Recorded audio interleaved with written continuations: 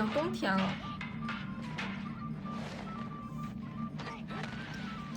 基列奴穿这么少，冬天，不愧是兽人。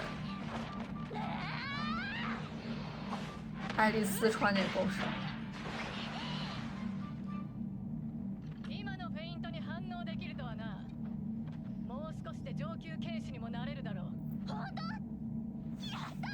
打戏真的很厉害。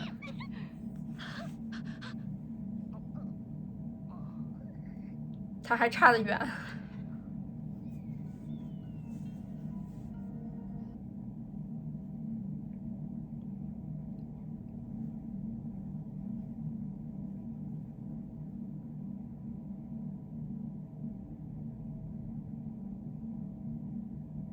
指尖红红的。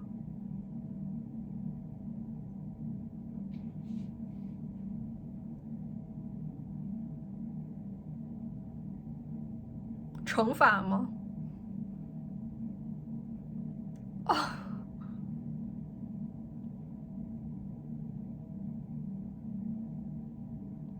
不是打鲁迪，而是直接就是抢回来了。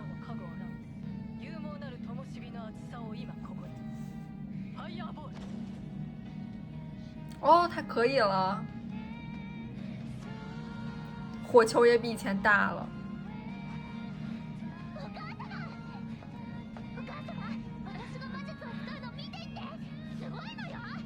妈妈对爱丽丝还是很宠溺的，平时都冷着脸。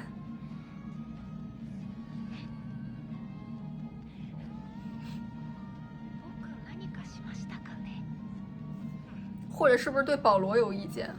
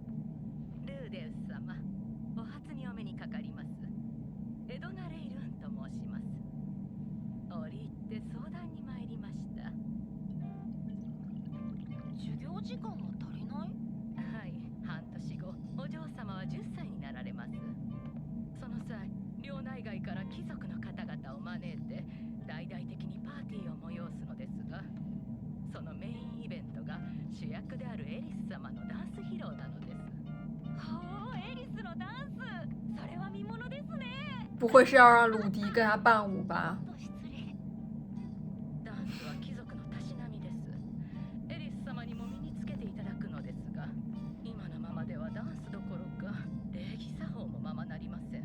确实，感觉爱丽丝就是有点不拘小节。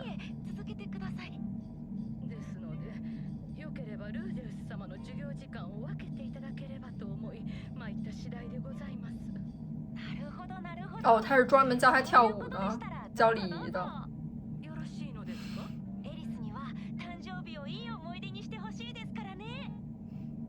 他想少教一会儿爱丽丝。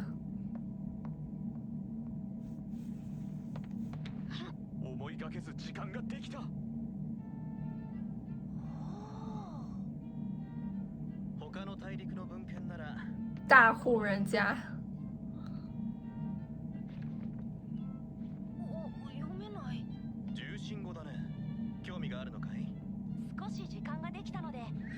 手神语。なんたって従属を使用人にすることだってできるんだから。なるほど、それはいいですね。おや、君もハーレの良さがわかるのかい？初めて実物を目の当たりにしましたが、モフモフのあの耳。他们肯定都是想黄色的东西。わかるよ、ルーデウス。僕は特に尻尾が。突然很像保罗，不愧是亲戚。什么黄色的血统？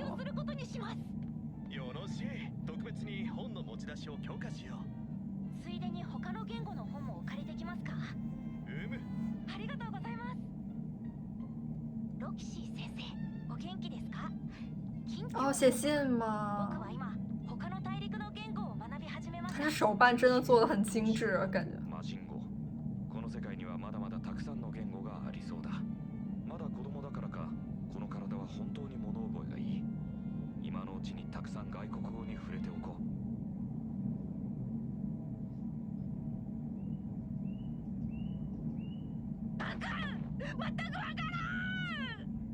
中心語は綺麗のに聞ける。同心語は人間語に似ているっぽいから、これもなんとかなりそうだ。しかし魔人語は魔神语全くわからない。 ，Loxy 会吗？お嬢様。エリス。お見苦しいところをお見せしました。どうしたんですか？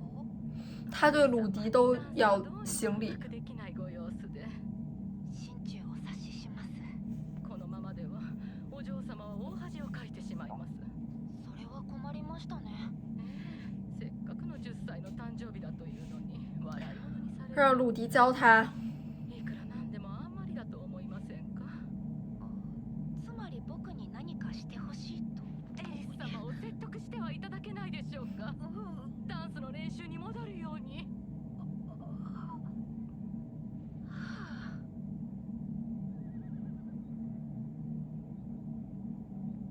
他真的好喜欢在这个草堆里啊！ダンスうまく踊れないのです。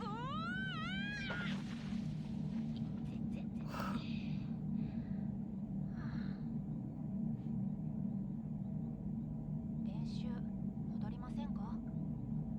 ダンスなんて必要ないわ。でもパーティーも出ない。主役が出ないわけにはいかないでしょう。うまくできないことをなんでやらないといけないのよ。気持ちはわかる。俺も前世じゃそうやって逃げてた。运着尸体吗？でも俺は知っている。いつか後悔するんだ。あの時頑張ってればって。蚂蚁的勤劳吗？何でもなんてできるわけないじゃないですか。そうなの。そりゃそうですよ。例えば先日からいろんな地域の言葉を勉強し始めたのですが、全くわからなくて困っているところです。それでも勉強はやめません。なんで？なんでって言われると難しいですけど、うまくできないことほど一生懸命頑張ってできるようになった時の達成感もすごいからですかね。如果太轻松的话，反而没有那种成就感。僕も手伝いますから、ダンスの練習もう一度してみませんか？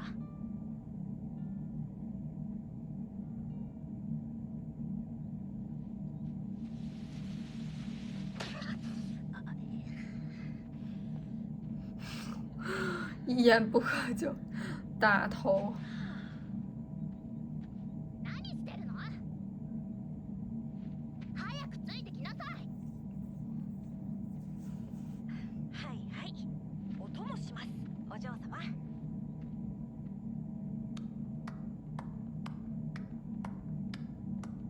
エリス、果然呢。落ち着いてるわよ。早すぎます。もう少しリズム取って。ルーデルスが遅すぎるのよ。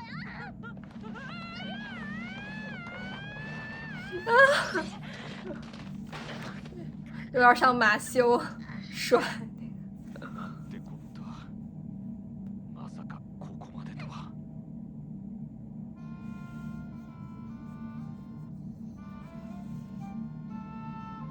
找基列奴学那个兽神语。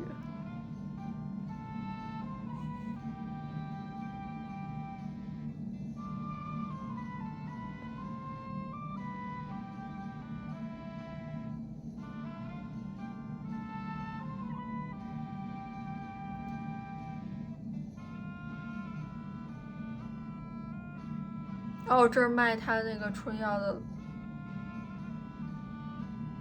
哦，他拿去卖钱了吗？这也行，他们那里就已经很盛行手办这种东西了吗？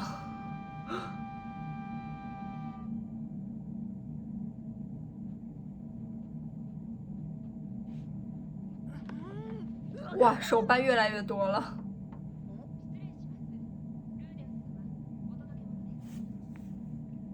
Loxy 的吗？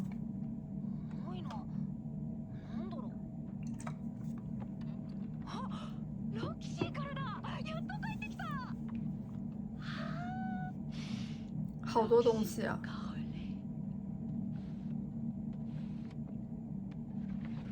ルーデウス様へお手紙拝見しました。もう8歳になられますか。成長なされたことと思います。他还在这个ガーリオ領主ご息女の家庭教師とは驚きで開いた口が塞がりません。それに就这个色小鬼，とも知り合いになるなんて。はあ、私の水浴びを覗いていた頃のルーデウスはどこに行ってしまったのでしょうか。遠い人になってしまいましたね。こちらは相変わらず王子に手を焼いています。さて本題ですが、魔人語を習いたいという話でしたね。魔人語は文献が少なく文法も独特で難しいと思います。なので不詳ながら一冊教科書のようなものを書きました。私の直筆です。かなり時間がかかったので太厉害了，老皮。本屋とかに並んでたら泣くかもしれません。そういえば先日王子が私にそっくりの彫像を買ってきました。ローブが着脱式で体型からほくろの位置まで同じでした。もしかすると近日中に呪い殺されるかもしれません。这些色小鬼，我真的是受不了了。大丈夫そうならまた手紙を出します。ロキシーより。まさかロキシー像が届いてしまうとは。シーローンの王子様はお目が高い。直筆か。而且这是独一份儿，太珍贵了。ロキシーには本当に頭が上がらない。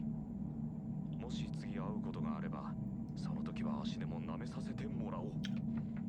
僕も頑張らなきゃな。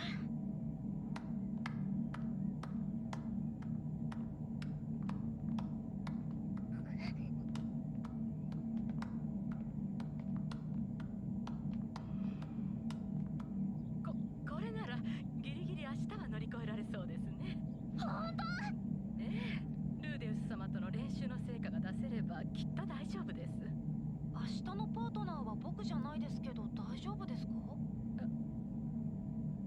とにかく今日やったことを思い出して頑張りましょう。搭档就是卢迪吧？心配だ。但是他真的比爱丽丝矮好多呀。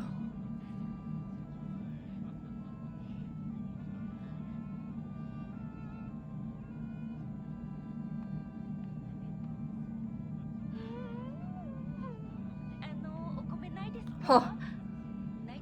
还搞得挺有模有样的。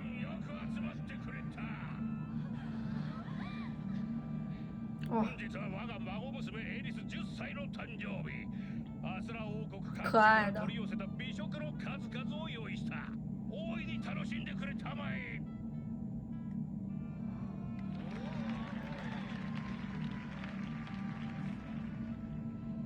エリスお嬢様、おめでとうございます。ありがとう。耐えられるか。いきなり殴りかかったりしないよな。得好好忍耐的。大丈夫でしょうか、エリス様。何事もなく終わってくれればいいですね。さあ、本日のメインイベントを始めるぞ。わしに取り入りたいものは孫娘の手を取るがよい。这么直白的吗？我去。私と踊っていただけますか？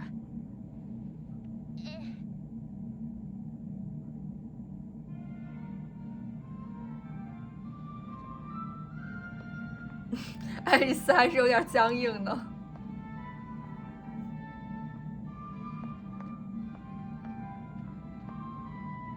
お嬢様、ちょっと早すぎ。哦，他没戏了。どうしたエリス？立ちなさい。まさか那男的他们家直接没戏了。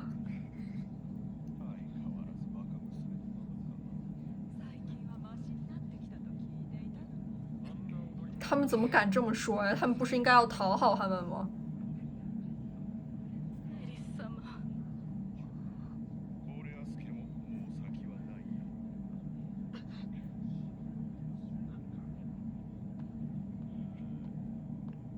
不是应该要巴结僕と踊っていた爱丽だけ丝ませんか他们吗？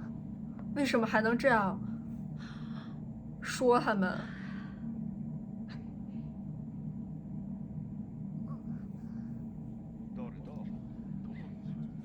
やってくれたなルーデウス。但是鲁迪的存在不是不能被公开吗？最好要藏起来。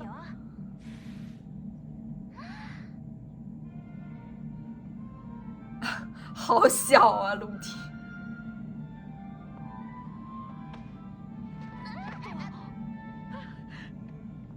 エリスまさか緊張してるんですか？おじいさまやお父様たちが見てるもの。エリス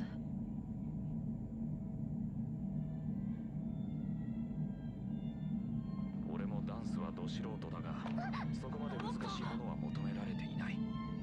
問題なのはエリス目をつぶってください。うまく踊れるようになる魔法を使います。そんな魔術があるの？魔術ではなく魔法です。僕が合図したらそれに合わせて攻撃を避けるつもりでステップを踏んでください。ちょっとルーデウス。いきますよ。はいはい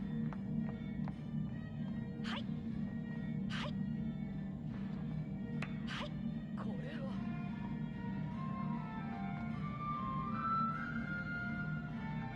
这么流畅的吗？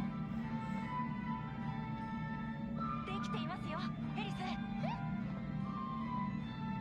哦，爱丽丝真的好有小この調子で小姐、小公主的范儿啊！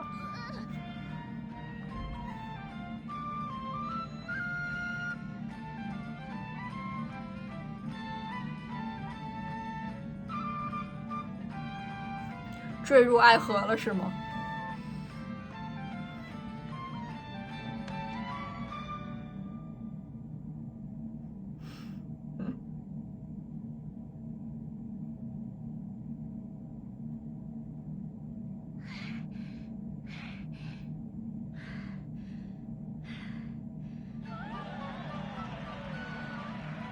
さすがグレイラント家の血を引く者。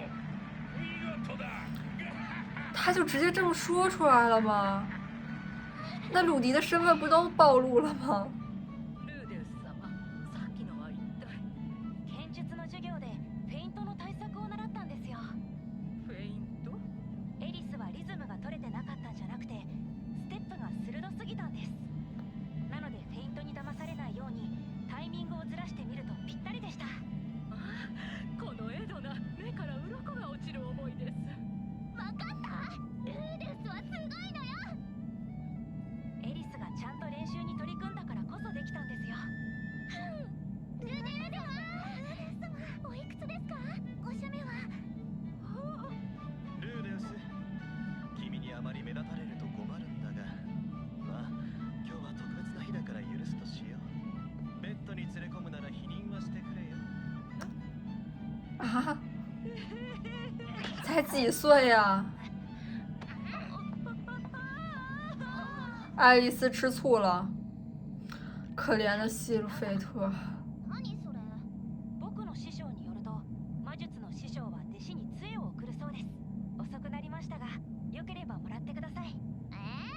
是还有激烈奴的ルーデウス師匠、ありがたく頂戴いたします。哦。苦しゅうない。哦，他还练哦，激烈そっちが欲しい奴ん。でしたっけ？私もそっちがいい。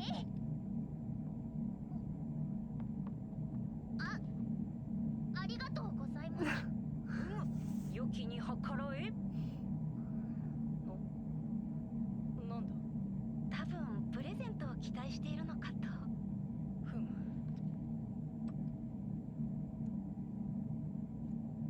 一族に伝わる很贵重的つけてい吧ると夜に悪い狼に襲われないと言われている。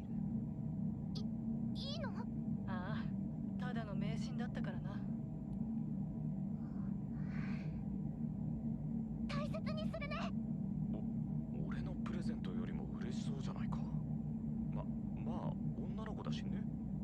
ところで綺麗な他挺名刺他挺依赖激烈奴的感觉，爱丽丝。パウロが水浴びでもしようと誘ってやっぱ結構です。そうか。笑死。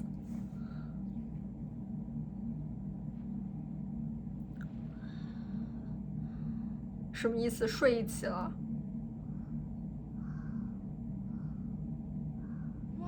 啊？生前食わぬはとやらいたずらしちゃうぞ。防饿狼。魔除けの指輪効果あるじゃん。驱的是什么？色鬼。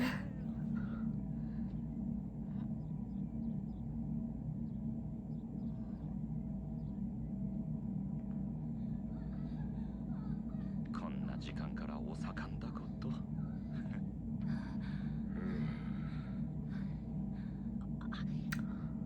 哦，是不是女仆啊？哦，我就知道他们这父子俩肯定，サウロス様、申し訳ございません。他们这些人真的都不管是不是小孩儿，他们不在意見てみろ。给小孩儿传播不好的。いつもと調子が違う。賢者モードだろうか。あれはわからぬ。魔神悪いものではない。なぜそう思われるのでしょう。そう考えた方が良いからだ。なるほど。俺も祈って什么一个星球吗？どうか空から女の子が降ってきますように。天空啊？怎么突然就结束了？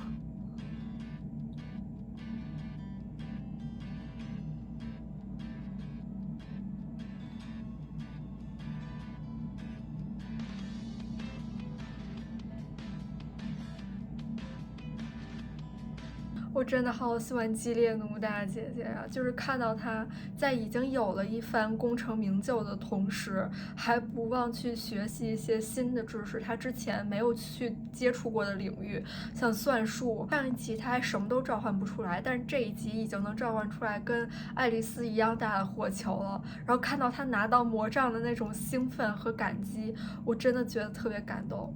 鲁迪这两集还是有一些令人不适的行为。但是虽然我能明白这个你改变和成长，它肯定不可能是一瞬间的事儿，它肯定是，它甚至可能都不是一个线性的事情。虽然是明白这个道理，但是实际上看到这样的画面和场景的时候，我肯定还是会非常的不适。我也不想让自己去适应这种不适的画面，因为这本身就是令人难以接受的，尤其是对于女性来说。不过这集也能看到一些鲁迪不一样的地方，在舞会上的时候，真能看出来鲁迪他有在逐渐的去明白一些爱丽丝的处境，他能共情到爱丽丝那种不想让长辈失望的紧张感、无措感。我觉得尤其等爱丽丝越来越长大，她肯定要有背负更多这种贵族的重任啊，还有这种家族的名望，她需要去面对这些压力。我觉得鲁迪他到时候一定会理解爱丽丝，至少在舞会上，鲁迪带着爱丽丝跳舞的时候，我觉得他是抛去了那些什么男女情爱之类的想法的。那一刻，他就是纯粹的想去缓解爱丽丝的不安，然后带着她能享受这个舞蹈。我现在算是明白了，就不管是从之前保罗，还是迈尔的商人，到这一集的祖父，还有 Philip， 就是他们这个世界，等于说是给小孩儿，不管是普及还是传播。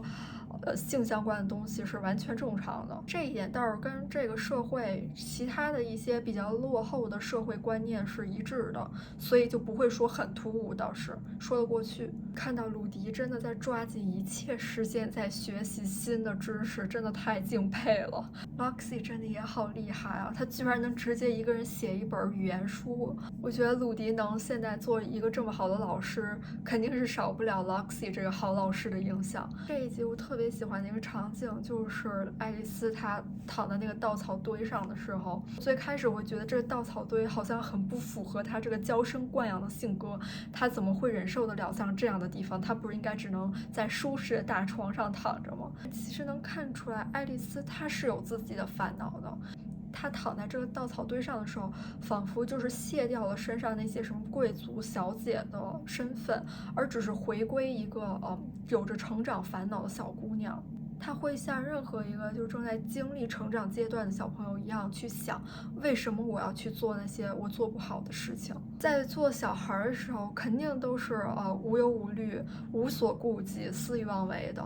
但是当认识到这个问题的时候，就代表真的要长大了。成长一定会面临这样的难题，就进入社会之后更是会出现很多自己无法左右的事情，或者是被生活推着向前的事情。鲁迪在这个稻草堆旁边陪着爱丽丝的时候，也像是脱离了他这个教师的身份，而他们俩就像回归了一个他们都是两个普通的小朋友，这样进行一个对话。鲁迪更像是个人生导师，而不是魔法老师。他会想到自己的经历，会想要告诉爱丽丝不要去逃避。然后鲁迪最后跟爱丽丝说，再尝试练一下舞蹈吧，就是让他再给自己一次新的机会的时候，也是像鲁迪他自己给自己一次新的机会一样。就像在说遇到这种困难的时候，先不要这么快的放弃，再尝试一次。确实在很多方面都有在缓解爱丽丝的心结。如果爱丽丝因为鲁迪这些行为，然后对他产生倾慕之情，我觉得确实在所难免吧。但是我就又想到西鲁菲特，我就觉得这就很。爱丽丝在看到西鲁菲特的手办的时候，她是不是也想成为鲁迪心中那个特别的存在？然后就是最后出现的那个像星球一样的东西，我本来以为是那个之前出现的那个天空之城，但总之感觉是非常不好的预感。这几集都是算是比较轻松欢快的氛围，可能马上就要急转直下了。那这期视频到这结束了，我们下期再见，拜拜。